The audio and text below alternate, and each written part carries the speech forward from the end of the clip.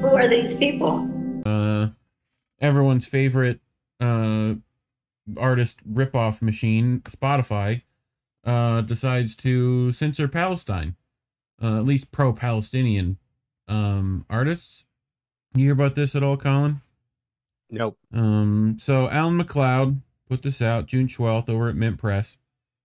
Shadowy Israel-linked group attempts to censor pro-Palestinian Spotify artists, right? So, a shadowy Israel-linked pressure group is attempting to remove artists supporting Palestinian liberation from Spotify. We Believe in Israel, an outgrowth of the British Israel Communications and Research Center, aka BICOM, is lobbying both the UK government and the popular music streaming platform in their efforts to censor a range of artists, including Mint Press News' Lowkey. Studying these organizations' key figures, Mint Press can reveal that the lobby group may have sympathetic ears in key positions in both. Earlier this year, following a long campaign from We Believe in Israel, Spotify removed a host of Arabic language songs containing incendiary lyrics toward the state of Israel. In a press release, the group welcomed the decision but made clear that they saw this as only the first step in a much wider campaign of censorship. It's good news that Spotify have finally listened to public disgust about hosting clearly anti-Semitic content, which contravenes their own content policies, including directly inciting violence against Israelis, said the group's director, Luke Akehurst, the notorious Labour Party operative. Now we need them to look at why they're hosting explicitly anti-Semitic and conspiratorial songs by Lowkey and Ambassador MC, he added, defaming both artists simultaneously, while clearly sending a signal that they were next. This is that same Labour Party operative that claimed Corbyn was anti-Semitic, yes? Yes. So, it was also widely reported last month that We Believe in Israel was behind Spotify's decision to remove Palestinian pop star Mohammed Asaf's My Blood is Palestinian from its platform. However, it later transpired that the reason the 2012 Arab Idol winner's music disappeared was a contractual dispute between his record label and the streaming service. We Believe in Israel, who have conceded that they work closely with the Israeli embassy but insist they had not directed by them, had been campaigning for some time to cleanse Spotify. Last year, it launched a petition which gained 4,000 signatures and directly lobbied the British Ministry of Digital Culture, Media, and Sport on the matter. Right, so we don't work with them, but we definitely do everything we can for them. Right. So here it is. This is an excerpt from Ofcom's 2017 broadcast and on-demand bulletin, which states the Israeli embassy, Shai Massat, the Young Fabians, and Labor Friends of Israel were amongst those who did not respond to our findings. We Believe in Israel did confirm that while it was not controlled financially or otherwise by Israel, it worked with a range of stakeholders, including the Israeli embassy. Right? You know, we didn't do it, but we take their money. The Jewish labor movement denies that it has worked closely with Shai Massat. So, leading the drive was We Believe in Israel's campaign manager, Rachel Blaine. Spotify must take down songs promoting hatred, she thundered in an article in the Times of Israel. Before conflict of interest much? Before joining We Believe in Israel, Blaine has worked at the Zionist Federation, Okay. British Board of Deputies, and at an unnamed embassy in London. I wonder which embassy that was, Colin. Given her professional background, it is likely that the embassy was the Israeli one. Oh yeah, that place. Allegedly. I'm sorry. Allegedly. I'm in danger. Allegedly. Uh-huh. I love that though. It's like, oh, our main campaign manager definitely worked at that fucking embassy, but you know, we never had anything to do with that embassy. Okay. So the presence of Lowkey's music is particularly offensive. Akehurst complained. It's not. I've heard it. It's great. Claiming that his songs were a direct incitement of violence toward Jews and Israelis. Beyond a few lyrics, which, even if uncharitably interpreted, hardly rose to the level, he provided little by way of evidence. Telling, however, was the fact that We Believe in Israel singled out songs of Palestinian liberation for particular vitriol, especially Lowkey's Long Live Palestine and Long Live Palestine Part 2, and Ambassador MC's Free Palestine. God, that sounds like they're inciting some violence, huh? You know, freedom and living and long life and okay. The campaign failed spectacularly, however, as it elicited a huge worldwide pushback, a counter-petition demanding Spotify not buckle to the Israeli lobby's pressure, draw tens of thousands of signatures, including from hundreds of the world's leading intellectuals, artists, and musicians. This included dozens of the most prominent Jewish individuals in the creative industries. Acker seemed dumbfounded by the failure of his crusade. The reason for targeting Lowkey in the first place was also the reason why the plan ultimately backfired. As a hip-hop artist recognized as one of the most gifted of his generation, Lowkey has amassed a worldwide following of tens of millions of people. His relentless social critique and his steadfast support of Palestinian rights may have effectively banned him from mainstream airways, but has gained him enormous respect from critics, musicians, and fans alike. His 3 Long Live Palestine tracks have become anthems within the pro-Palestine movement, and his skill has seen him collaborate with some of the most notable names in the music industry. As far back as 2011, the Jewish Chronicle noted that his mere existence was a, quote, potential nightmare for the state of Israel. Thus, when pro-Israel groups attempted to cancel him, they met with global pushback. We Believe in Israel Spotify lobbying attempts intensified last June at the same time as the music giants announced its Safety Advisory Council, a body that would decide what content to remove from the platform on security and welfare grounds. Managing to secure 2 seats on the council was the Institute for Strategic Dialogue, a London-based think tank with close links to the pro-Israel lobby, including We Believe in Israel itself. Founded in 2006, the Institute for Strategic Dialogue brands itself as a body dedicated to analyzing and combating all forms of political and religious extremism. However, scrutinizing its founders, key staff, output, and funding sources suggest they may have ulterior motives. You think? I think. The organization was co-founded by socialite and media mogul Baron Weidenfeld, serving as political advisor and chief of cabinet to Chaim Weizmann, the first president of Israel. Weidenfeld spent his entire adult life relentlessly pursuing the Jewish state expansion. This included launching a global PR campaign to convince the world that West Jerusalem should belong to Israel. He was also a trustee of the Jerusalem Foundation, an organization that builds illegal Israeli settlements.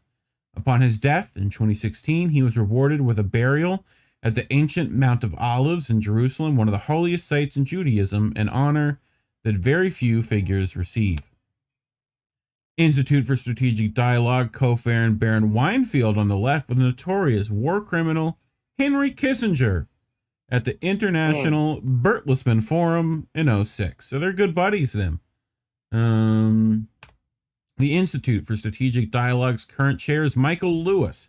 Before joining the ISD, Lewis was director of BICOM, the group that birthed We Believe in Israel. Thus, BICOM/We Believe in Israel is now petitioning the Spotify Council, while their former directive is now in charge of an organization that sits on the panel that will help decide whether to ban pro-Palestinian artists.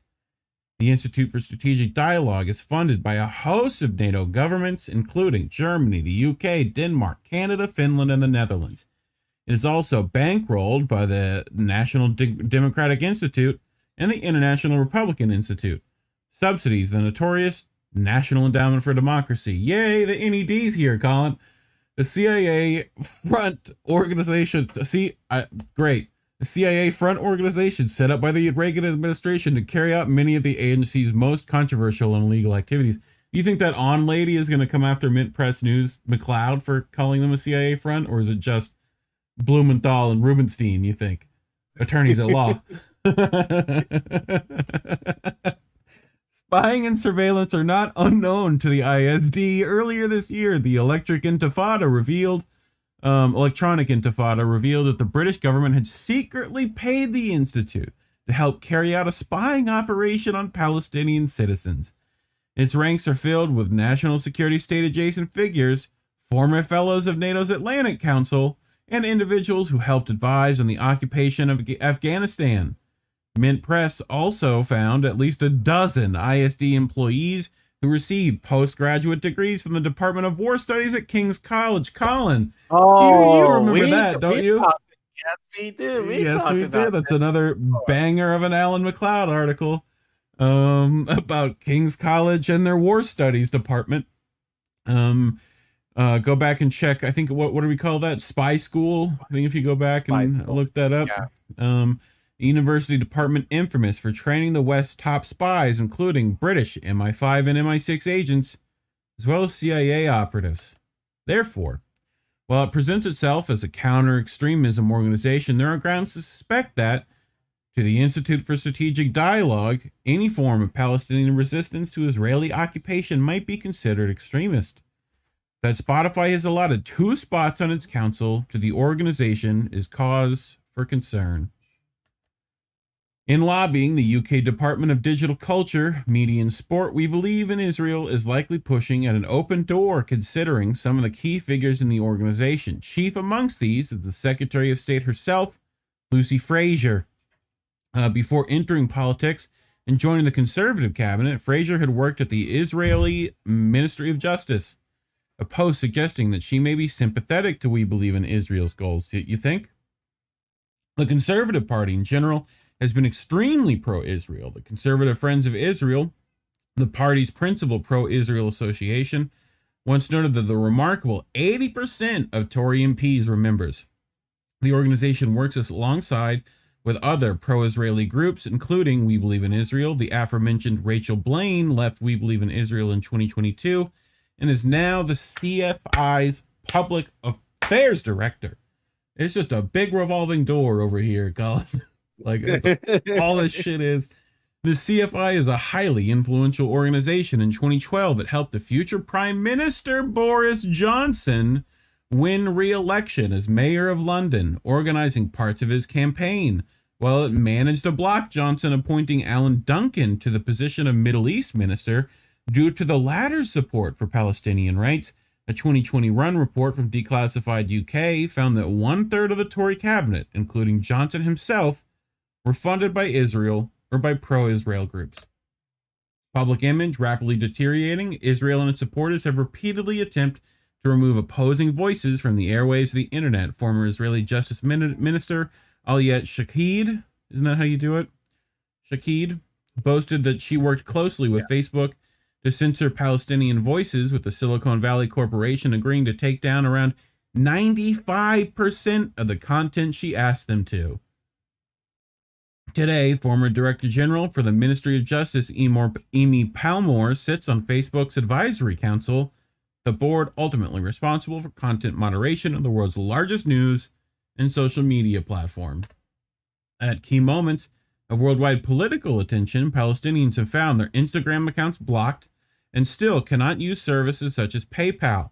The organizing culture boycotts of Israel because of its systematic oppression of its indigenous population find themselves attacked and smeared. Lowkey is no stranger to this, having had gigs and speaking opportunities canceled.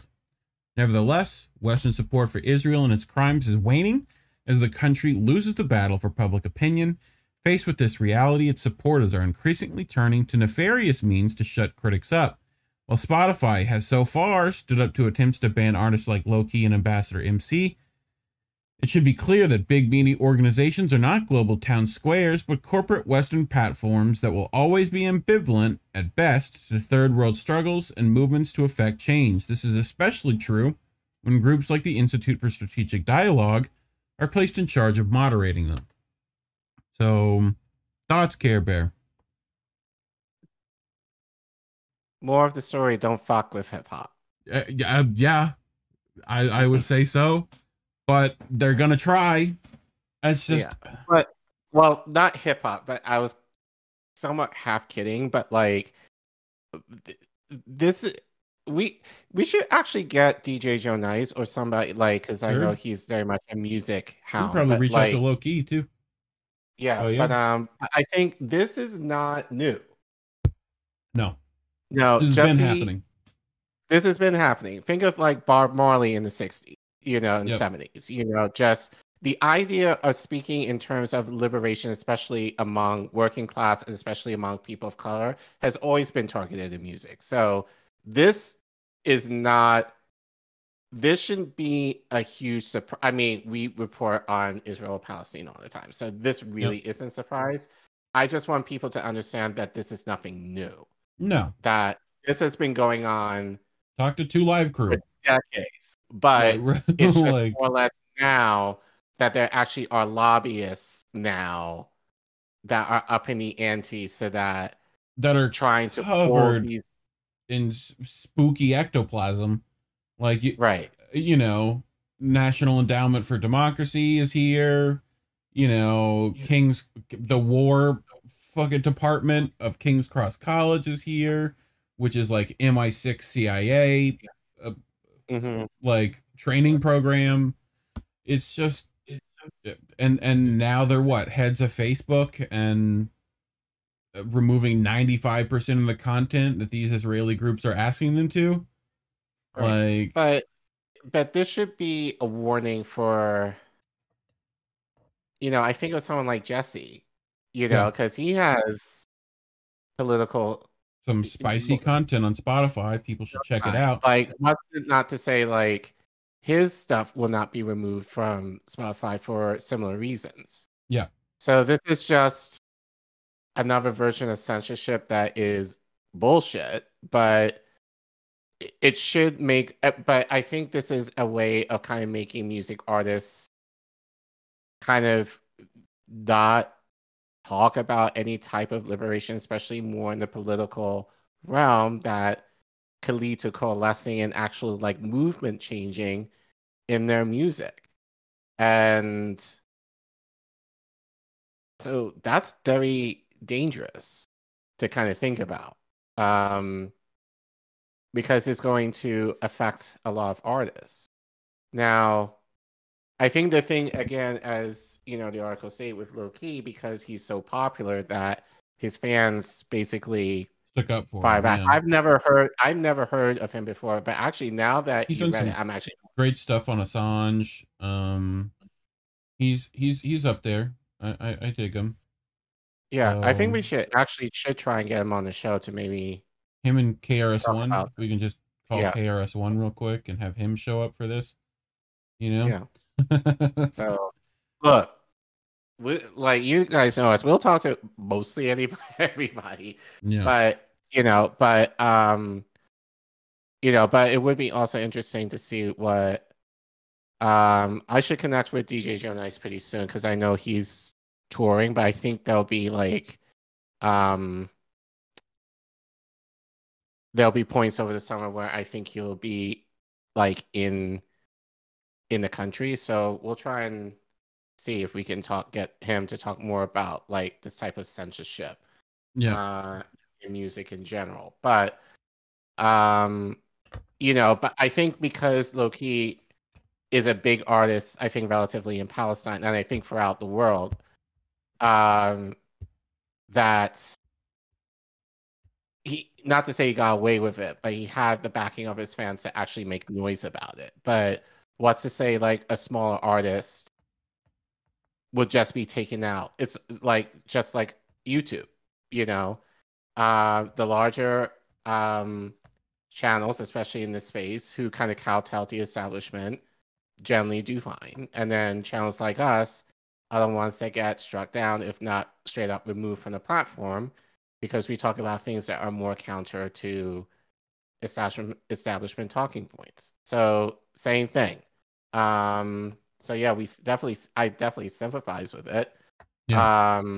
But but I think that's why this is just more of a reason why I think, just to kind of speak to our audience a little bit, how much we're really thankful for you guys. That, like, you're very small but mighty in terms of, how you've advocated for us, how you share our content, how you promote our content, and that we're able to kind of get a bigger footing.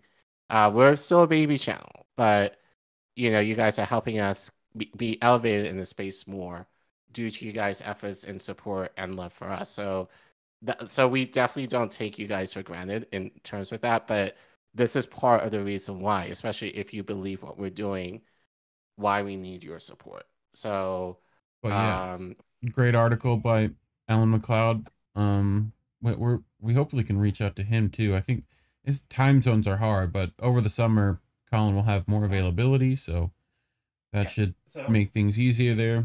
But speaking of,